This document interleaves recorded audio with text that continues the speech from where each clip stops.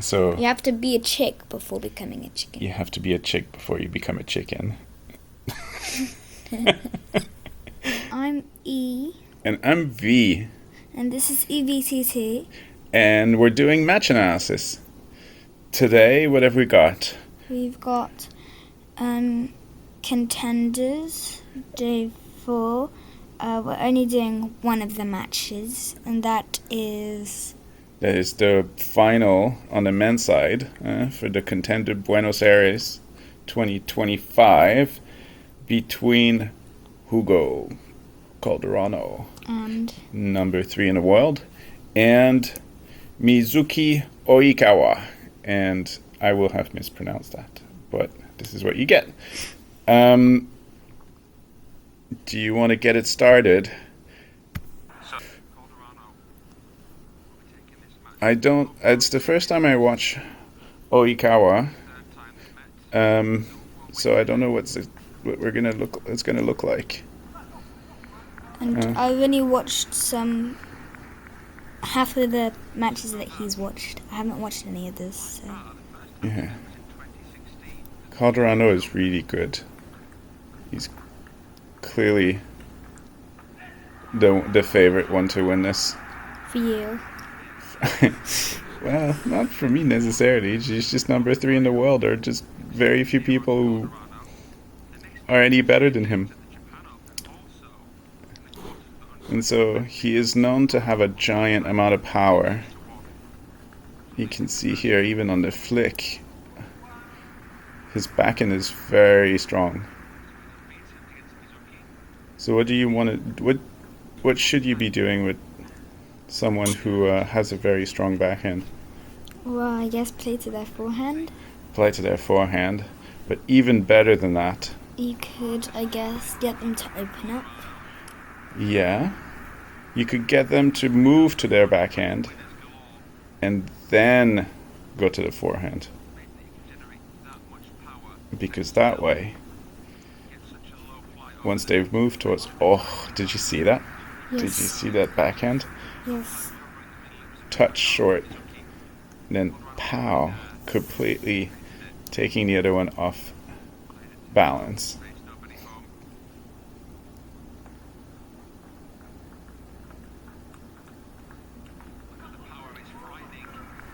It's interesting because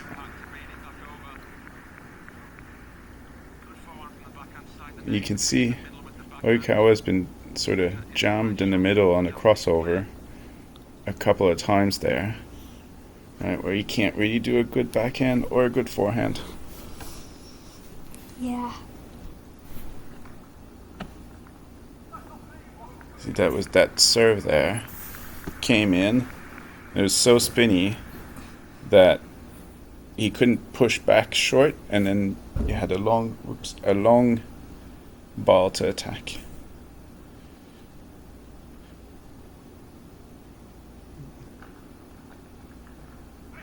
Oh, again, the backhand down the line.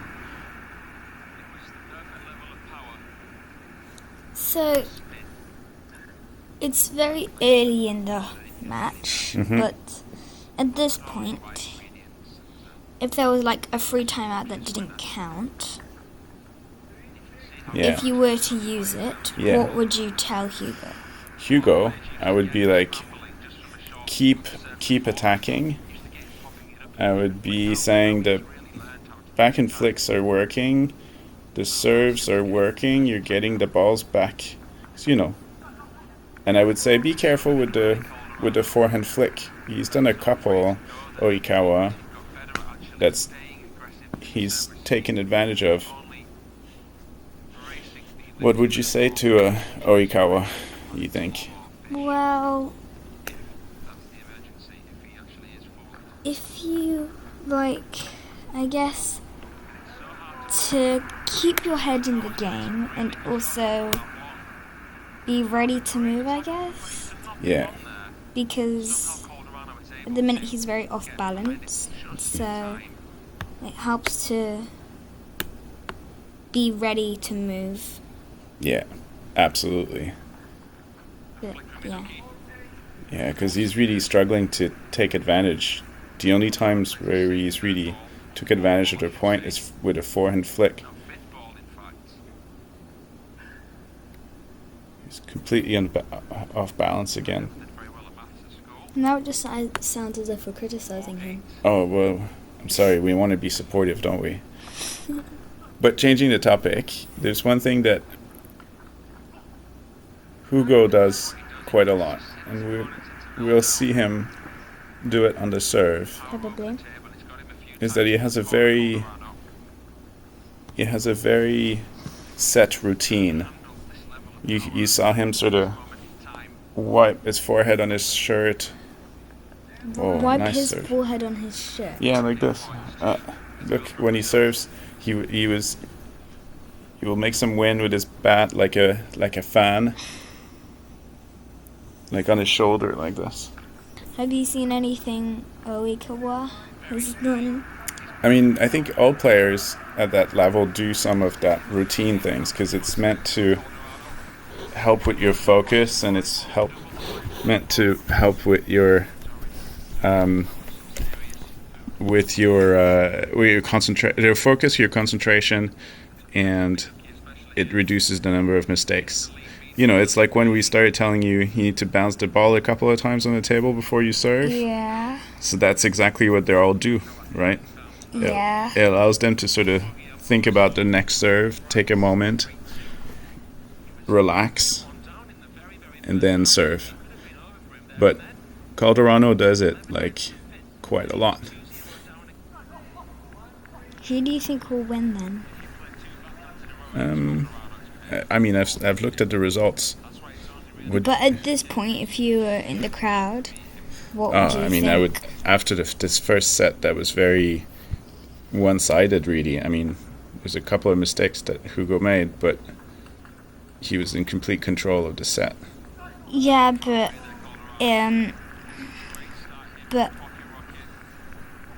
like, wait. I mean, we can see it. We can Because see. Oikawa is already 3 points ahead in the first set, so.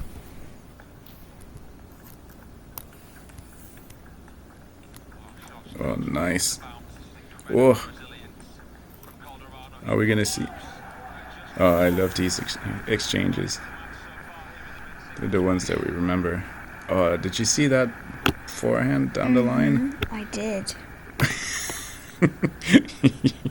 You're like, I'm watching the same match you are. So on this one, in this set so far, Oikawa has been a lot more aggressive, and he's been attacking a lot more. Would you call a timeout for Hugo at the minute? Or would you let it roll on until it's like... Oh, I would. So it's the second set. I would probably wait and keep it for later. Yeah, that's very good short. It's difficult to outdo. He's just won 6 points in a row. Yeah. Yeah, but this is a final of a contender, so it's the best of 7. And so he's got time to adjust, and your timeout might come in handy. Best of 7. Yeah. That's the first one to 4 to win 4 sets. I know what that means. I just don't like long matches. They're long. Yeah. But the players tend to like the best of 7s better. Do you know why? Because they get time to catch up if they're further behind. Yeah, exactly. But yeah, so in all sports, the underdog is favored by fewer points. Like in football, for example,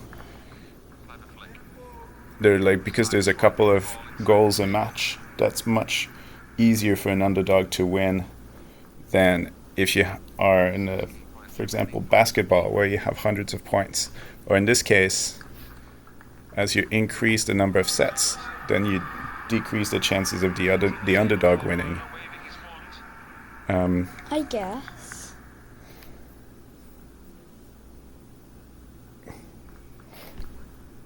You can tell in the last couple of points, Hugo has started to sort of find his mojo again. Oh, I just love the flicks. Well, if he doesn't win another 4 points in a row, then he's losing the set. But that's just easy math. Yeah.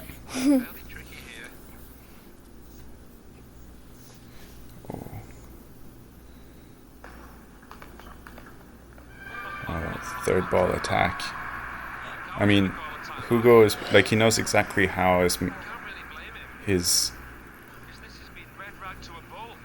serve is going to be returned, and he's ready for it. And you can tell this is a good timeout because you want to get the set right. Yeah, I guess. And now it's been already how many points? It was 10-3, 9-3, 10-4. I think it was 9-3. Yeah. It was 8-2, 9-3, 10-4, and now, psychologically speaking, you know that Hugo is solid. He used to be a little bit wobbly, where he would get ahead a couple of years back. He would get ahead, and then suddenly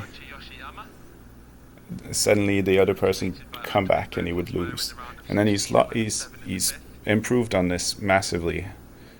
And I guess this is why he's now number 3 in the world, together with a bunch of other stuff. But yeah. But if you look, the returns are... Would you have used the timeout there, or would you have kept it the last few sets again? I mean, I think I would have used it, because you want to bank a set, right?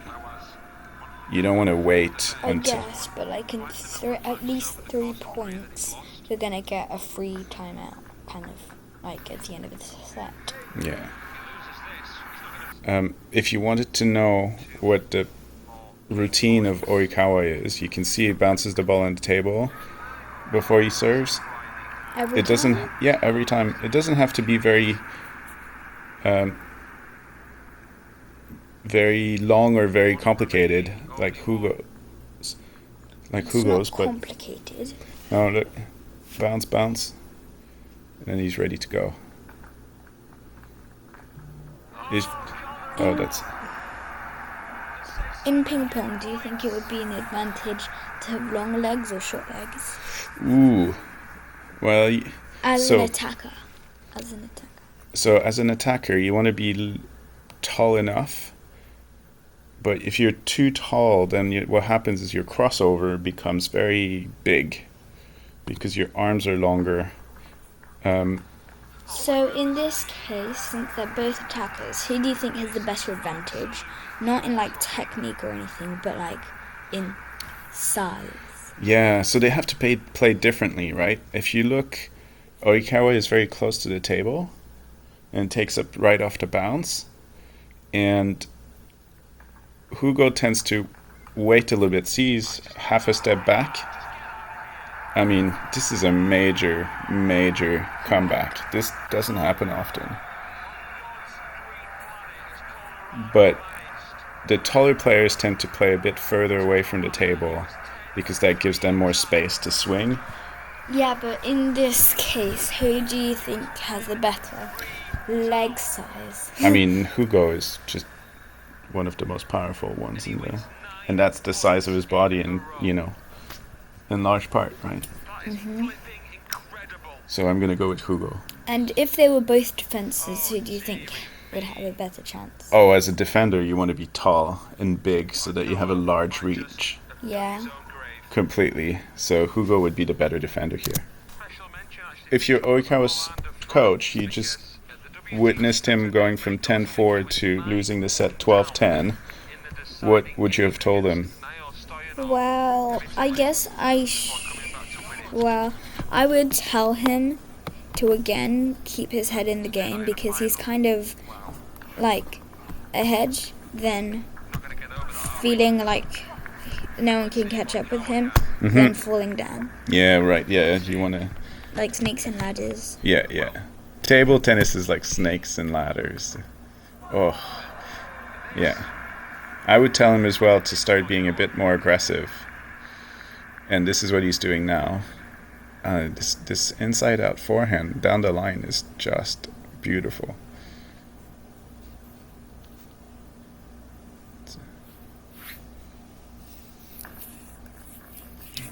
So we've seen a few players do really high toss serves.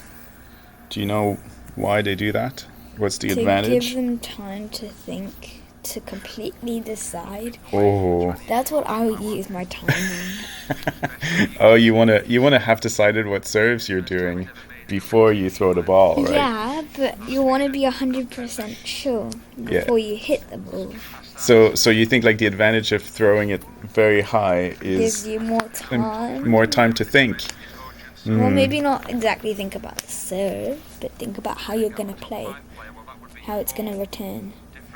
Yeah, that's true. You should still, I think you should still know this before you throw the ball up. Ugh.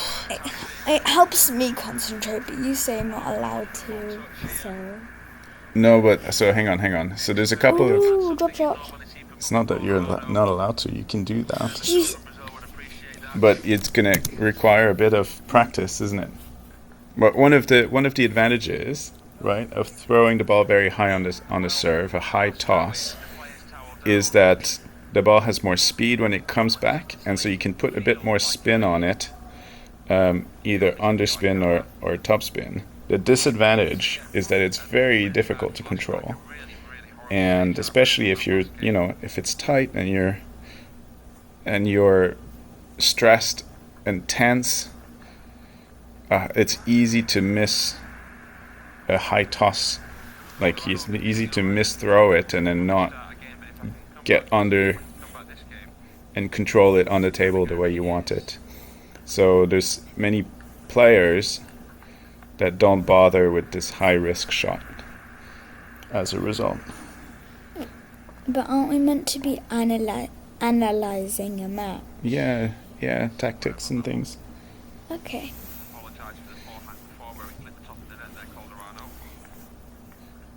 Reverse pendulum we hadn't seen before. You could see, like, Oikawa got the first 6 points, and now suddenly the psychology has shifted, and Hugo feels like he's ahead. He's the one attacking. But he's 2 points behind. Yeah, it's funny, huh? Well, I guess he kind of feels like if I win this set, I've got it in the bag, because he's just won 3 sets in a row, I guess. Yeah. So he feels a lot more confident. Yeah. You have to be careful, right, with confidence. Sometimes it can betray you. Yeah. You seem you speak like you've experienced this before. Maybe I have. I mean, we all have, right? Well, depends how old you are.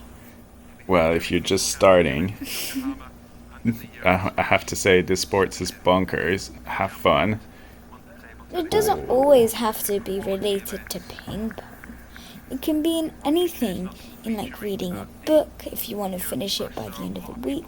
Mm-hmm. Maybe like redesigning your room and you've only got 3 hours or something. I don't know. If you're overconfident that you're going to get it done, then you don't, because you end up taking a little break. Yeah. Little break. Oh, that was top edge. But again, like, we went from 6-0 and to 7-6. So another comeback? Yeah. For Oikawa? We'll see. But like, Oikawa is completely not aggressive. He's completely not attacking now. I mean, well, I guess he doesn't like attacking, or he's not very good at it, so he doesn't do it. Have you seen it when he started? Like, the first 6 points of the set, he did, right? And this is all psychology. It's in his head. And I feel like this match is not so much tactical as it is psychological. What does psychological mean? You can tell me later. Psychological mean... You can tell me later. Because I don't think everyone wants to hear our conversations. Short. Yeah, I mean, no aggression whatsoever. He's gonna have to press on if he wants to go grab that set. Maybe since Hugo is attacking, he can only block at the minute, like for the first point, and then Hugo attacks back, and then he gets too used to blocking and isn't able to attack. Yeah, sometimes there's a pattern of play. Oh, nice serve. Did you see that? This half long just stayed inside the table. Check it out again. And one up. Oh no, that's not the same. That's the one before. Yeah. Just too bad because this serve was beautiful.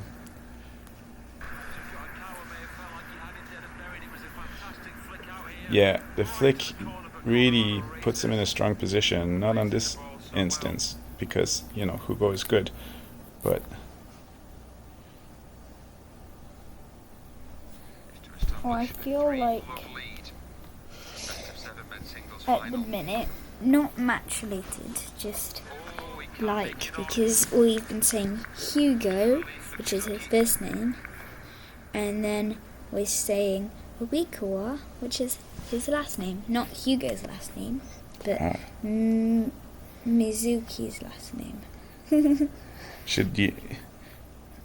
Do you think we should do just first names?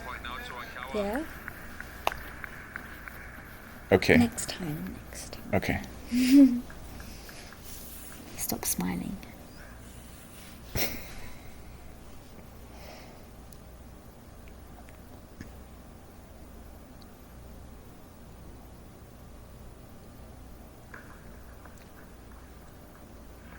Oh. Scrapes the win. 2-1. It's a big set. So that's a big set mentally because he was winning 6-0, then he was down a couple of points, and then he came back to win 12-10. I think that's really good. Oikawa really needs to be aggressive. I think that's the only chance he's got. So clearly the tactic has been, I think, from both sides, is to try to keep the serve short and the returns short. And the difference in this set is that Oikawa has been a bit more aggressive and has been able to take advantage of more points. But once they're in open play, oh, wow, that back in banana flick. But once they're in open play, I think the idea on both sides is to try to aim for the crossover as much as possible and make it uncomfortable. Yeah. I would have. That was good too. Would you say the same thing that you said in the beginning, or would you change something if you were Hugo's coach? Yeah, no, I wouldn't really change. I would tell him, you want to push short, return short to prevent the first attack, and then you can have a ball to open up and take advantage of the rally. But you want to be in control, and you want to. That was good. It went in, out. Yeah, and you can see Calderano is taking the ball very late on this half long. Oh, what is this? Did you see that? A backhand sort of like two-handed in the middle. That's not usual. It's out of the ordinary. It's Oikawa's serve, and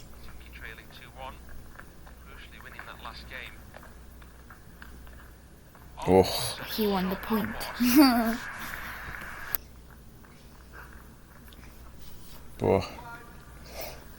See, he changed it a little bit here, and instead of going short, he dug it long to the backhand, and Hugo wasn't ready for that.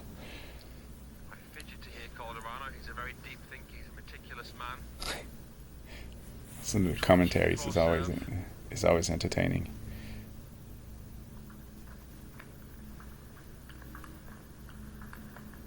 Yeah, did you see? He tried there to squeeze him to the middle, and then go like he's in the middle, and then goes down the line to try to get him off balance. This works really well, usually. Table tennis is all about squeezing you in the middle so that you don't have a chance to do your shots properly. That's not what table tennis is about. That's one of the best ways to win a point. Yes. In table tennis. Yes. So what is table tennis about, you think? Table tennis is about hitting the ball. On the table. Just hitting the ball. Doesn't matter if it goes on the table. Oh. When you become professional, it can go on the table. But when you're still learning, like a little chick, then you can become a chicken. So you have to be a chick before becoming a chicken. You have to be a chick before you become a chicken. It's excellent. I know, I am excellent. Oh wow. Well, this is an odd match really, because not much is happening. You have the occasional sort of longer rally, but it's all about like serve return really, and the short game. It's very different than the last match we did with Bernie and Bruna, where it was very open.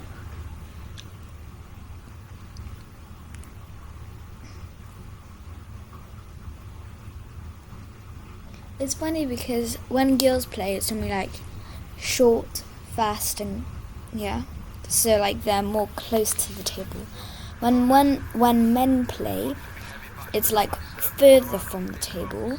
The points are slower. The ball goes slower, less fast. It goes more slowly. Well, it goes faster, but because it's the distance. Yeah, but because the distance is longer, by the time it gets on the other side of the table, it's slowed down quite a bit, right? But you can get up to 100 kilometers an hour on a forehand topspin, which is really, really fast. How do you know that? So there's a couple of videos out there from WTT where they measure the speed of the ball and then they put it on the screen. It's really fun to watch, actually. There's at some point. I might have watched you watch it, but you might have watched me watched it. But I don't remember watching it. Okay, it's 7-8. I would try the long serve here just to mix it up. But instead, he's getting bottled up completely. Oikawa is really not managing to get on top of points right now. Hugo's short game is so good. Now then again, we're criticizing Oikawa. Well, you are. You've been super nice. I know. So what would you tell him to improve instead of telling him that what he's doing wrong? It's good, actually. Well, I guess maybe no, that's just changing how he plays. I'd say like there he was. I guess it is hard to do that, but be ready to move even if you're off angle. There was not a giant amount of spin here on the serve. And then he tried to push it short. He ended up getting squeezed in the crossover, and then Hugo went down the line. And then he could never get it. Yeah. It's 3-1 at this point. Hugo doesn't even have a coach. Does he not? No. See, the two chairs at the back are empty. Okay, let's go. 3-1. Hugo has been dominating in an oddly eventless match. First point goes to Hugo. Second point goes Yeah. to Hugo is keeping it short, and then It's not very short. It's pretty long. and then he went to V. the crossover. He's going to be hard to beat.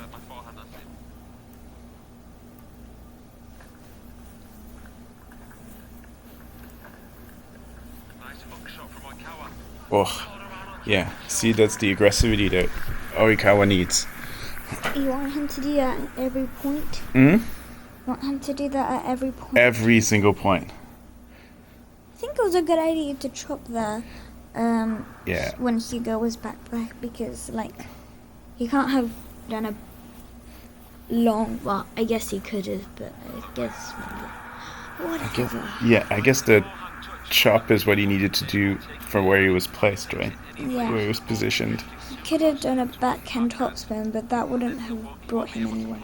Yeah, I think so. I think the chop was a good idea, even if it didn't work.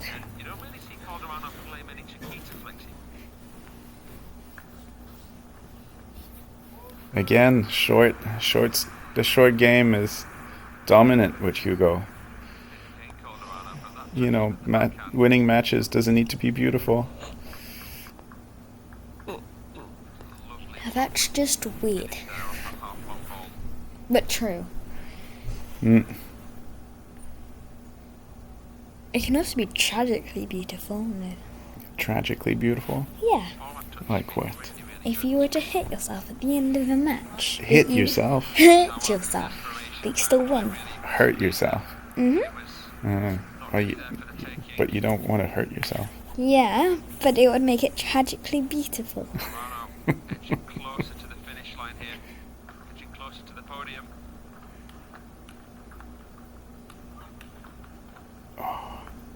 Ooh. Again, like the backhand down the line is getting him. Just when Oikawa came back in, Calderano fires it into the body. Yeah. Thought that hit. Apparently it Let's see. didn't. I would switch it up and go long. No, he's gone short again, and he gets eaten. Like a mosquito. Yeah. Well, mosquitoes don't get eaten, they get killed by us. But, no. He's being eaten by a mosquito. Or maybe half long to the forehand or something to try to open up the play.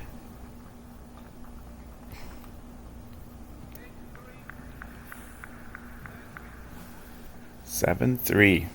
We're in the last points, it looks like. Well, only because you've looked at the results already. Yeah. But I have. you didn't mean to spoil it for me. No, I saw it as well. So what do you think we should do next? We should do a double, Now maybe? you're just getting off the point of what we're doing here. Yeah, but... We can talk about that later. Okay. So it's... assuming that Hugo wins here, what's your take home on this match? What do you mean, like what strategy I could use, or if I were him, or... Yeah, both players. Like, what do you think has been working, has not been working? I think it's been working for Hugo to get Oikawa to move a lot. Yeah. And Oikawa's, I think, good at sometimes comebacks, but also good at, I guess, he's not very good at ending points. Yeah. He's pretty good at, like, starting the points, keeping the ball on the table because I don't think he's, like, hit it off. It's either, like, it's hit the net, Yeah. or he missed it, Yeah. but normally it hits the other side. Yeah. So It was a good flick again. I mean, the forehand flick is really strong for both of them. Oikawa. But Oikawa did it a few too many times to the forehand of Hugo, and so Hugo got used to it. But like here, he varied a bit more and got Hugo on. Oh. Again, the third ball attack is so well set up. Hugo is barely moving. He knows exactly what's coming at him. And Probably because like he's used that serve or shot many times and knows where it's gonna come to. Yeah. And how it's gonna go. Yeah, and imagine the advantage you have when you know more or less where the return will be coming. Because how many years has he been playing now? 5 years? More than that. 5 years. He did the Olympics in Rio, and he just won. He did the Olympics in Rio in 2016, so he was already a world-class player then. 10 years? It's been at least 10 years. Maybe 12. And with that, I think that concludes our show today. Any closing thoughts? No. No. No closing thoughts. Thank you for watching. See you next time. Is that good? You don't have to if you want to. Bye. Excellent.